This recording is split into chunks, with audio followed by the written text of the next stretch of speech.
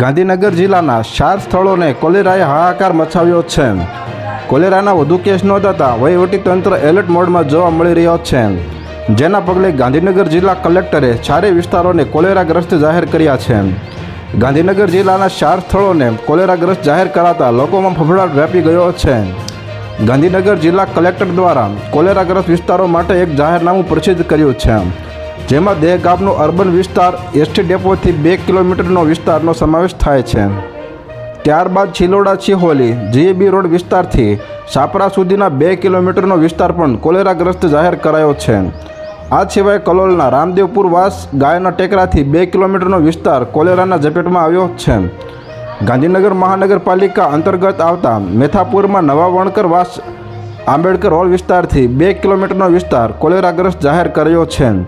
આ 4 વિસ્તાર કોલેરાગ્રસ્ત જાહેર કરાયા છે।